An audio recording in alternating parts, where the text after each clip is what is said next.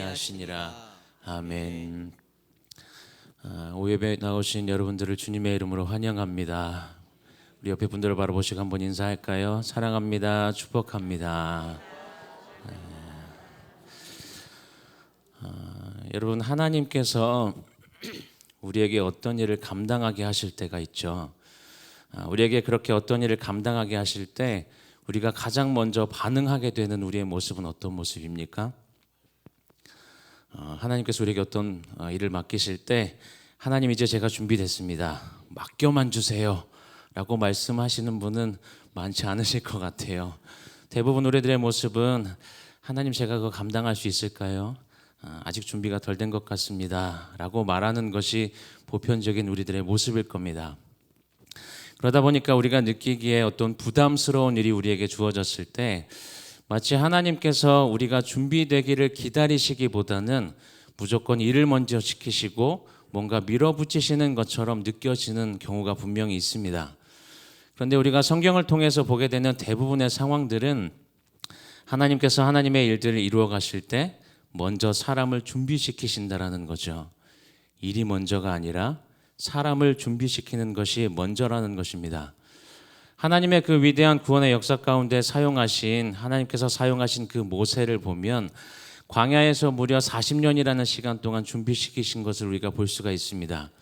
이뿐 아니라 그 광야에서의 40년 이전의 시간에도 애굽의 궁전에서 많은 것들을 배우고 익혔던 그 모든 시간들까지 다 생각해 본다면 어쩌면 모세는 이스라엘의 그 출애굽 사건을 위해서 평생을 준비되어 왔다라고도 이야기할 수가 있겠죠. 우리가 지금 살펴보고 있는 이 사무엘서의 다윗의 모습도 왕이 되기까지, 왕이 자리에 오르기까지 혹독한 그 광야의 생활을 하나님께서 경험하게 하십니다. 그리고 누구보다도 우리를 위해서 이 땅에 오신 예수님께서 그 공생애를 시작하시기 전에 40일 동안 금식하시면서 광야에서의 그 생활을 하셨던 것을 우리가 성경 가운데 보게 되는 모습입니다. 여러분, 우리도 마찬가지죠. 이 성경을 통해서 보게 되는 하나님의 일하시는 방식이 현재를 살아가는 우리들에게도 동일하게 적용이 됩니다. 하나님께서 우리를 사용하시기도 하지만 하나님께서 하나님의 뜻을 이루시는 그 과정 가운데 우리를 사용하시기 전에 분명히 우리를 준비시키시는 시간이 분명히 있다라는 겁니다.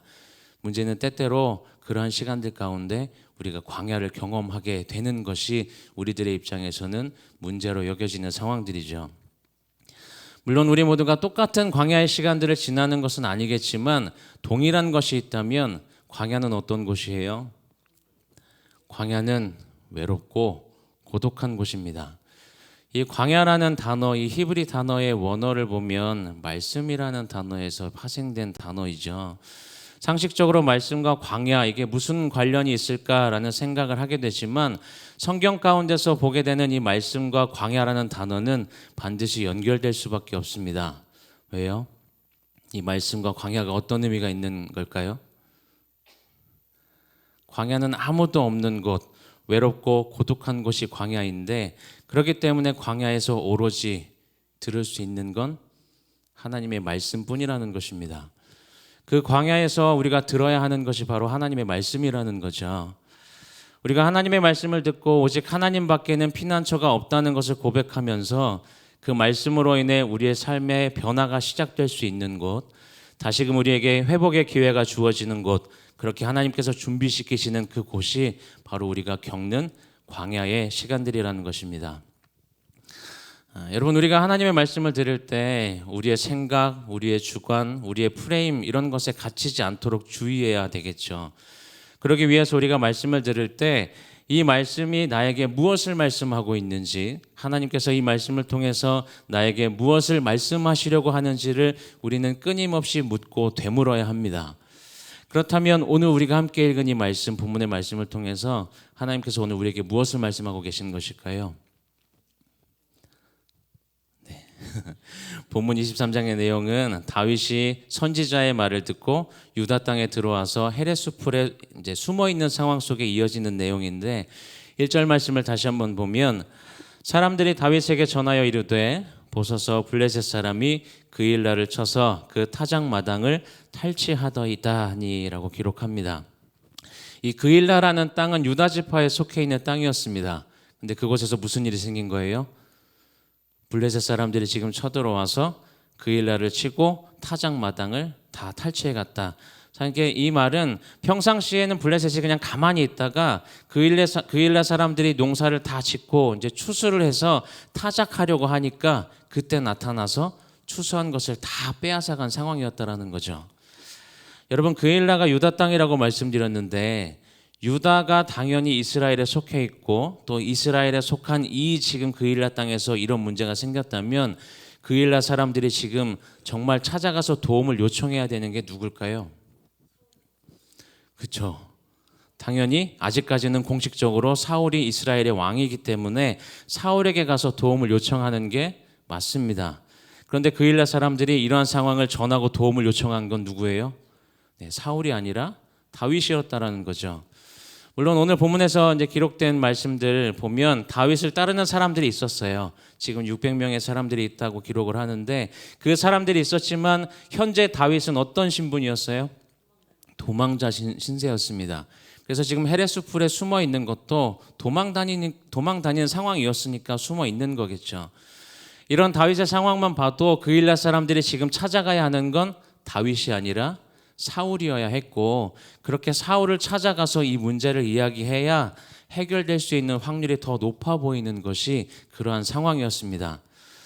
그런데 우리가 한번 생각해 보면 성경에 정확하게 기록되어 있지는 않지만 이 다윗을 찾아 죽이는 것에 혈안이 되었던 그것만 지금 집중하고 있었던 사울을 지금 그일라 사람들이 찾아갔다고 해서 이러한 문제들 이야기한다고 해서 과연 사울이 들었을까요? 그거는 정확하게 기록하고 있지 않아서 우리가 정확하게는 모르겠지만 한번 예상해 본다면 사울이 그렇게 그 문제에 대해서 집중하지 않았을 것 같기도 해요. 어쨌든 그일라 사람들이 사울이 아닌 다윗을 찾아갑니다. 그리고 2절 말씀에 보면 이에 다윗이 여호와께 묻자와 이르되 내가 가서 블레셋 사람들을 치리이까 여호와께서 다윗에게 이르시되 가서 블레셋 사람들을 치고 그일라를 구원하라 하시니 라고 말씀합니다. 여러분, 이 말씀에서 우리가 지금 새벽마다 계속 한 장씩 이렇게 말씀을 보고 있는데 이 말씀 2절 말씀에서 여러분들 다윗에게 일어난 변화를 발견하셨습니까? 새벽에 계속 이제 말씀을 이제 같이 나누고 있는 그 말씀들을 기억하시면 지금 오늘 본문 가운데 기록된 다윗의 변화를 발견할 수 있어야 합니다. 이전에 기록된 말씀들을 보면 다윗이 어떻게 행동했는가 하면 늘 자신의 생각대로 행동을 했었어요. 자기 생각대로 성소에 가서 거짓말하면서 먹을 것 달라고 하고 골리앗의 칼을 챙기기도 하고 블레셋 땅에 들어가서 적군이었던 블레셋 땅에 들어가서 거기서 숨어 있으려고 들어갔는데 사람들이 알아보는 거죠. 그러니까 거기서 임기응변으로 미친 척을 하면서 비록 살아서 쫓겨나긴 했지만 그 쫓겨난 상황 가운데 또다시 이방 땅인 모압으로까지 들어갔던 게 이 다윗의 모습이었습니다. 문제는 다윗이 그러한 모습 가운데 성경은 한 번도 다윗이 하나님께 물었다는 기록이 없었어요. 하나님께 질문했다라는 기록이 없었는데 그런데 지금 다윗이 다시금 이스라엘 유다 땅에 돌아와서 이 헤레스풀 가운데 숨어 있을 때 도움을 요청하는 사람들의 말을 듣고 무엇을 했다고 기록해요? 이에 다윗이 여호와께 묻자와 이르되 라고 기록을 합니다. 다윗이 하나님께 질문을 했다는 거죠. 기도를 했다는 겁니다. 얼마 전까지만 해도 자신의 생각대로 행동했던 이 다윗이 하나님께 다시금 질문했다라는 건 처음에 골리앗과 싸울 때 그렇게 살아계신 하나님을 고백했던 그때의 영성이 다시금 회복되고 있다라는 것을 보여주는 장면이 오늘 본문에 기록되고 있다라는 거죠. 그리고 이렇게 다윗의 회복과 변화가 일어난 것이 어디였어요? 앞에서 계속 말씀드렸던 것처럼 바로 광야 생활 가운데 이러한 삶의 모습에 변화가 있었다라는 겁니다. 다윗이 경험했던 그 광야 생활은 자신에게 도움될 만한 그 어떤 것도 보이지 않는 곳이었습니다. 안전하다고 생각하고 숨어 있었고 굴에도 들어가 보지만 결국 어디도 완벽한 피난처가 될 수 없었다는 것을 깨닫는 곳이 바로 이 광야였습니다. 그래서 우리 시편 34편 8절 말씀에 다윗이 이렇게 고백하는 것을 보게 되죠. 같이 한번 읽어볼까요? 너희는 여호와의 선하심을 맛보아 알지어다. 그에게 피하는 자는 복이 있도다. 아멘. 내 눈에 좋게 보이는 곳이 진정한 피난처가 될 수 없다라는 것을 도망치고 방황하는 그 광야 생활을 통해서 철저하게 깨닫게 된 것이 다윗의 모습이었다라는 겁니다. 그렇게 다윗이 하나님께 질문했을 때 하나님께서는 가라고 말씀하세요.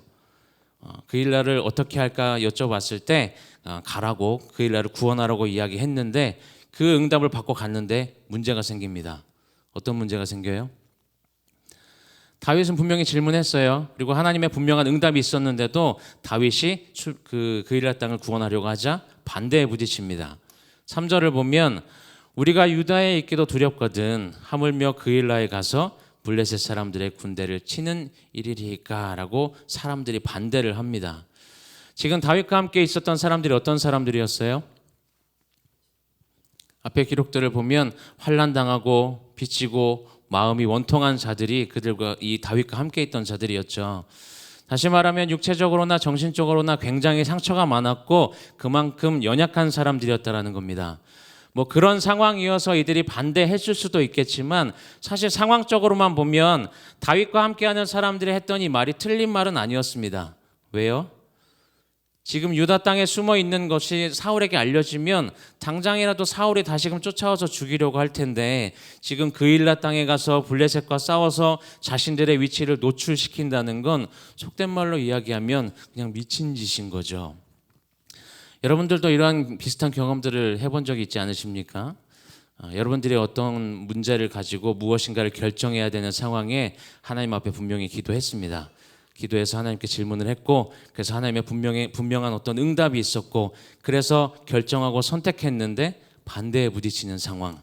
여러분들 이럴 때 어떻게 하셨습니까? 그 반대에 부딪혔을 때 그냥 밀어붙이셨어요? 혹독한 이 광야 생활 가운데 다윗이 변했다라고 말씀드릴 수 있는 것, 영성이 회복되었다고 더 강하게 느낄 수 있는 것이 무엇인가 하면 처음에 질문했고 분명한 하나님의 응답을 받았음에도 불구하고 반대에 부딪혔을 때 다윗이 어떻게 해요? 다윗이 다시 한번 하나님께 질문합니다. 4절 말씀 보면 다윗이 여호와께 다시 묻자온데 여호와께서 대답하여 이르시되 일어나 그 일나로 내려가라 내가 블레셋 사람들을 내 손에 넘기리라 하신지라 라고 말씀합니다. 다윗이 다시금 하나님께 질문했을 때 하나님은 더 확실하고 구체적인 답을 주세요. 네가 가서 전쟁하면 블레셋 사람들 네 손에 넘겨줄 거다. 그렇게 하나님께서 구체적으로 답을 하십니다. 그 응답을 받고 났을 때 그제서야 다윗과 함께한 사람들이 다윗의 그런 모습을 보고 그를 따르기로 결정을 한 거죠. 보통 우리는 한번 기도했고 응답받은 것 같으면 반대에 부딪혀도 그냥 밀고 나가는 경우가 대부분입니다. 내가 응답받았으니까. 그런데 이때 우리가 조심해야 되는 게 있다면 우리가 기도를 통해 하나님께 질문하는 그 기도의 제목이 어떠한가를 스스로 점검해 봐야 된다는 겁니다. 여러분들의 기도를 통해 하나님께 질문한 그 기도의 제목이 지금 다윗의 질문과 같은지 한번 비교해 보세요. 다윗은 하나님께 내가 가서 블레셋 사람들을 치리까? 라고 질문을 하는데 다윗이 지금 블레셋과의 어떤 전쟁의 여부를 하나님께 묻는다는 건 이 전쟁은 하나님의 뜻에 따라야 하는 하나님의 거룩한 전쟁이라는 것을 인정하는 동시에 전쟁의 승패 역시도 오직 하나님께 있다라는 것을 고백하는 것이었습니다. 그렇기 때문에 다윗의 질문의 초점은 지금 자기 자신에게 있는 게 아니라 하나님께 초점을 둔 질문이었다라는 거죠. 그에 비해서 혹시 우리의 기도를 돌아볼 때 그저 내가 원하는 대로 이루어지기를 바라면서 오히려 하나님의 이름을 이용하려는 교만함이 우리 안에 있지는 않는지 다시금 돌아보시기를 바랍니다. 여러분 다윗은 분명한 하나님의 응답이 있었지만 반대에 부딪혔을 때 다시 한번 하나님께 질문을 하죠. 똑같은 질문을 다시 합니다. 왜 똑같은 질문을 다시 했다고 생각하십니까? 다윗이 하나님에 대한 응답에 확신이 없어서 똑같은 질문을 다시 했을까요? 그건 아닐 겁니다. 다윗은 분명한 하나님의 응답이 있었고 확신도 있었어요. 근데 반대에 부딪혔을 때 또다시 질문했던 이유는 하나님의 응답에 대한 그 의심이 아니라 하나님을 향한 자신의 질문이 올바른 질문이었는가를 다시금 확인하는 질문이었다라는 거죠. 만약 다윗이 하나님께 묻는 질문이 하나님의 주권을 인정하는 게 아니라 그냥 자기의 욕심을 위한, 자기가 바라는 것을 이루기 위한 욕심이었다면 다윗이 몇 번을 질문한다고 해도 그와 상관없이 함께 있던 자들이 절대 움직이지 않았을 겁니다. 그러나 다윗이 하나님 앞에 신실한 모습으로 철저히 그 살아계신 하나님의 그 살아계심을 인정하는 모습이었기 때문에 함께한 사람들이 목숨을 걸고 다윗을 따르게 된 거죠. 그럴 때 그 결과가 어떻게 나타나요? 5절 말씀을 보면 다윗과 그의 사람들이 그일라로 가서 블레셋 사람들과 싸워 그들을 크게 쳐서 죽이고 그들의 가축을 끌어오니라. 다윗이 이와 같이 그일라 주민을 구원하니라 라는 결과가 우리에게 보여집니다. 하나님은 약속대로 다윗을 사용하셔서 블레셋 손에서 그일라 사람들을 구원해내세요. 근데 또 문제가 생기죠. 7절 말씀에 뭐라고 기록해요? 다윗이 그일라에 온 것을 어떤 사람이 사울에게 알립니다. 그일라 땅은 다윗의 도움으로 블레셋에서 구원을 받은 곳이었는데, 그런데 그 그일라 사람 중에 한 사람이 다윗의 위치를 사울에게 알린 거죠. 여러분, 어딜 가나 꼭 이런 사람 한 명씩 있잖아요. 네? 자신의 이익을 위해서 상황을 따라 움직이는 사람. 어쩌면 우리가 살아가는 이 세상이 그냥 그런 세상입니다. 늘 속이고 속고 속이고 배반하고 배반당하는 그 연속성상에서 어떤 진실된 관계를 형성하기보다는 늘 긴장감 가운데 살아가는 것이 우리들이 살아가는 이 세상입니다. 왜 그럴까요? 왜 우리는 그런 긴장감 속에 매일 살아가야 합니까? 세상은 보이는 가치가 더 중요하게 여겨지는 곳이기 때문입니다. 이 그일라 사람들이 다윗의 도움으로 구원을 받고도 다윗의 그 위치를 사울에게 고발한 이유가 있다면 쉽게 이런 거죠. 다윗이 계속 그일라 땅에 머물면 어떻게 될 것 같아요? 자신들에게 불이익이 있을 거라고 생각이 드는 상황이죠. 왜냐하면 아직도 권력을 가지고 있던, 보이는 권력을 가지고 있던 사울이 그토록 찾았던 사람이 이 다윗이었는데, 그 다윗이 자신들과 함께 있는 것만으로도 이미 그들에게는 걱정거리고 위협이었던 거죠. 22장에 기록된 내용을 보면 다윗 도와줬다가 죽임당한 85명의 제사장의 그 모습들이 나오는데, 똑같이 그런 상황 가운데 위협을 느낄 수도 있는 상황이었다는 겁니다. 그렇게 배신을 당해서 분노가 일어날 수 있는 상황 가운데 다윗이 처하는데, 그때도 다윗이 어떻게 행동을 해요? 우리 9절과 10절 말씀 한번 읽어볼게요. 같이 읽어보겠습니다. 시작. 다윗은 사울이 자기를 해하려 하는 음모를 알고 제사장 아비아달에게 이르되 에봇을 이리로 가져오라 하고, 다윗이 이르되 이스라엘 하나님 여호와여, 사울이 나 때문에 이 성읍을 명하려고 그일라로 내려오기를 꾀한다 함을 주의 종이 분명히 들었나이다. 그일라 사람들이 나를 그의 손에 넘기겠나이까? 이스라엘 하나님 여호와여, 원하건대 주의 종에게 일러주옵소서 하니 여호와께서 이르시되 그가 내려오리라 하신지라. 다윗은 이번에도 어떻게 했어요? 이번에도 하나님께 질문하는 것을 볼 수가 있습니다. 이제는 다윗이 광야의 시간들을 통해서 철저하게 하나님께 집중하는 것을 보게 됩니다. 하나님은 다윗을 왕으로 세우시기 전에 먼저 이 시간들을 통해서 하나님의 뜻을 따라 하나님의 백성들을 통치하는 왕의 모습으로 준비시켜 가시는 것을 우리가 볼 수 있다는 거죠. 그렇게 준비시키는 곳이 어디였어요? 광야였다는 겁니다. 다윗의 질문에 하나님은 그일라 사람들이 다윗을 배신하고 사울에게 다윗을 넘겨줄 것이다 라고 말씀하세요. 그런데 정말 중요한 건 14절 말씀입니다. 마지막 14절 말씀 같이 읽어볼까요? 다윗이 광야의 요새에도 있었고 또 십광야 산골에도 머물렀으므로 사울이 매일 찾되 하나님이 그를 그의 손에 넘기지 아니하시니라.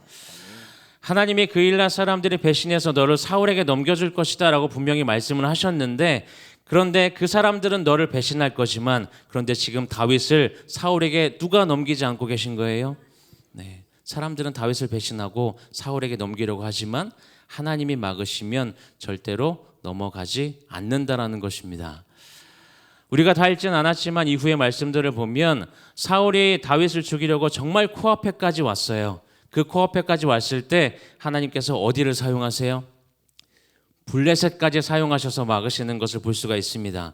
다윗을 보호하시기 위해서 적의 군대까지도 사용하셨다라는 거죠.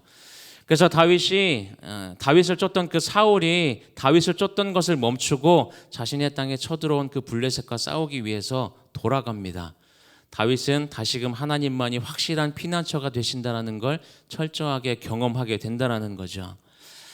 여러분, 다윗은 광야에서의 그 고난의 시간 동안 하나님께 깊이 질문하는 법을 배웠고 또 이를 통해서 하나님에 대한 더 깊은 이해와 신뢰를 얻게 됩니다.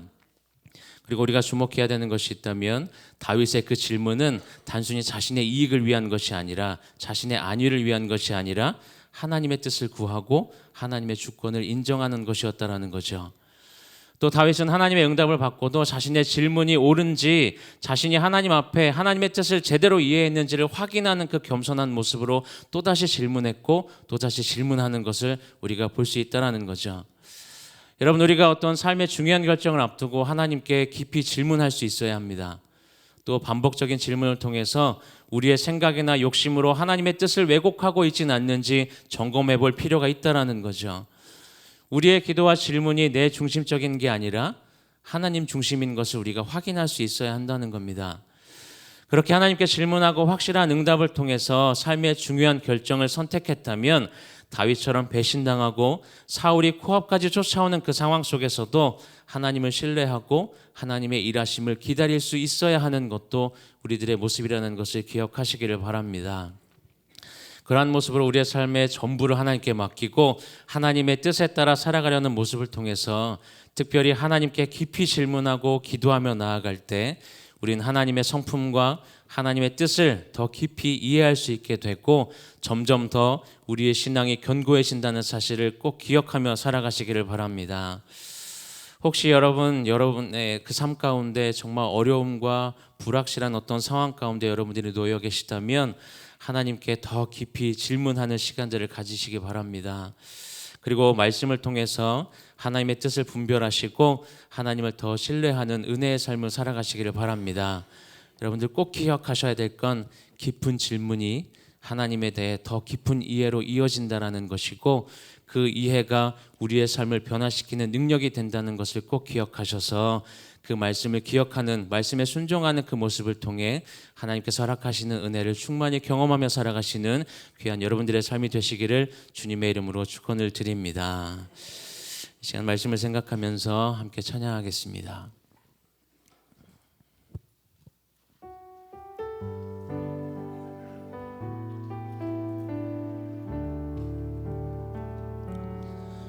주님 말씀하시면 내가 나아가리다.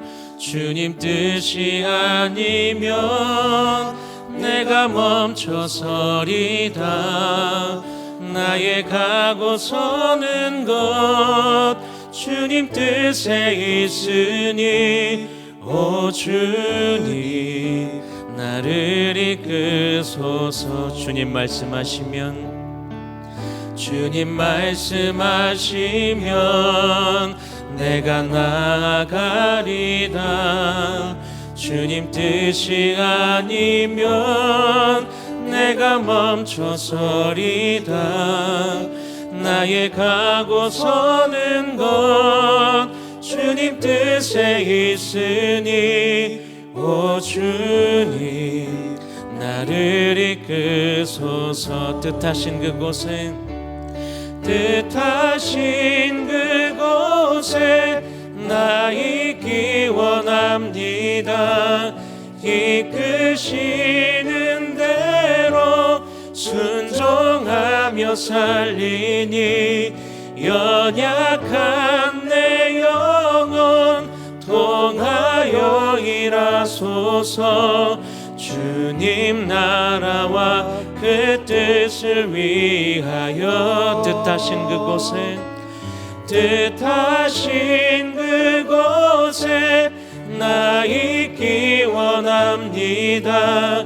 이끄시는 대로 순종하며 살리니 연약한 내 영혼 통하여 일하소서. 주님 나라와 그 뜻을 위하여 오 주님 나를 이끄소서. 하나님께 기도하기를 원합니다. 하나님, 우리가 우리의 삶 전부를 하나님께 맡기며 살아가길 소망합니다. 우리가 그러한 삶 가운데 하나님의 뜻에 따라 온전히 살아내기를 소망합니다. 하나님, 그러기 위해서 특별히 하나님께 더 질문하며 기도하며 나아가는 삶을 살아가게 하시고, 우리의 그 깊어진 그 질문을 통하여서 하나님의 성품과 하나님의 뜻을 더 깊이 이해하는 삶이 될 수 있도록 주님 인도하여 주시고, 그로 인해 점점 더 우리의 신앙이 견고해질 수 있는 귀한 삶으로 주님 인도하여 주옵소서. 이 시간 이런 기도 제목으로 함께 기도하며 나아가겠습니다. 사랑해 주님 감사합니다. 하나님, 우리가 살아가는 삶의 전부를 주님께 드리기를 소망합니다.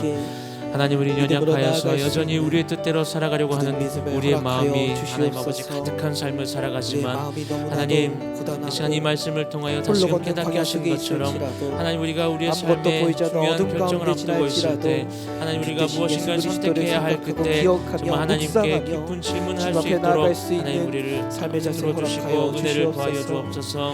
하나님, 반복적인 그 질문을 통해서 하나님 우리의 생각이나 욕심으로 하나님의 뜻을 왜곡하고 있지는 않는지 점검하게 하시고, 하나님 정말 우리가 주님 앞에 드리는 그 기도와 질문이 하나님 내 중심적인 것이 아니라 하나님 중심적인지를 확인할 수 있는 삶을 살아가게 하여 주옵소서. 그렇게 하나님께 질문하고 확실한 응답을 통해 하나님 정말 우리가 중요한 삶의 결정들을 하며 살아간다면, 하나님 다윗처럼 정말 위험한 상황 가운데 모이고 하나님 정말 어려운 상황 가운데 있다 할지라도 하나님을 온전히 신뢰하며 하나님의 일하심을 온전히 기다리며 나아갈 수 있는 귀한 삶으로 주님 인도하여 주옵소서. 주시옵소서. 사랑해 주님 감사합니다. 하나님, 우리가 살아가는 삶 가운데 참 어려움이 있을 때가 많고 여러 가지 정말 중요한 결정을 앞두고 있을 때가 참 많은데, 하나님 그러한 때에 하나님 우리가 우리의 생각대로 판단하지 않도록 주님 우리의 마음을 붙들어 주옵소서. 우리 삶에 정말 중요한 그 결정을 앞두고 하나님 앞에 깊이 질문할 수 있는 삶을 살아가게 하여 주옵소서. 한 번의 질문뿐만이 아니라 반복적인 그 질문을 통해서 우리의 생각이나 욕심으로 인한 하나님의 뜻을 왜곡하는 삶이 아니라, 우리의 기도가 내 중심적인 것이 아니라 하나님 중심적인지를 확인할 수 있는 지혜를 주님 허락하여 주옵소서. 하나님께 질문하고 확실한 응답을 통해 우리가 무엇인가를 결정했다면, 다윗처럼 위험한 상황 가운데 있다 할지라도, 죽음이 눈앞에 찾아온다 할지라도 하나님 어떠한 상황 가운데서도 하나님을 신뢰하며 하나님의 일하심을 기다리며 살아갈 수 있는 복된 삶으로 주님 인도하여 주옵소서. 그렇게 우리의 삶 전부를 주님께 맡기며 하나님의 뜻에 따라 살아가려는 그 모습을 통해 특별히 하나님께 더 질문하고 기도하며 나아가는 삶의 모습을 통하여서 하나님의 성품과 하나님의 뜻을 더 깊이 이해하는 삶을 살아가게 하시고, 그로 인해 우리의 신앙이 지금보다 더 하나님 앞에 견고해질 수 있는 귀한 삶으로 주님 인도하여 주옵소서. 우리의 깊은 질문이 하나님에 대한 더 깊은 이해로 이어진다는 것을 기억하게 하시고, 그 이해가 우리의 삶을 변화시키는 능력이 된다는 사실을 늘 기억하며 살아가는 우리 모두의 삶이 될 수 있도록 주님 인도하여 주옵소서. 지금 우리를 구원하여 주신 주 예수 그리스도의 은혜와 살아계신 하나님의 사랑과 성령님의 함께하심이 하나님께 간구하는 우리의 질문의 깊이가 더 깊어져서 하나님의 성품과 하나님의 뜻을 더 깊이 이해하고, 그렇게 우리의 신앙이 더 견고해지기를 소망하는 사랑하는 주의 자녀들 머리 위에, 각 가정과 사업장과 일터 위에, 또 우리 교회와 또 한 주간 살아내야 할 우리의 삶의 모든 자리 위에 지금부터 영원까지 함께 있을지어다. 아멘.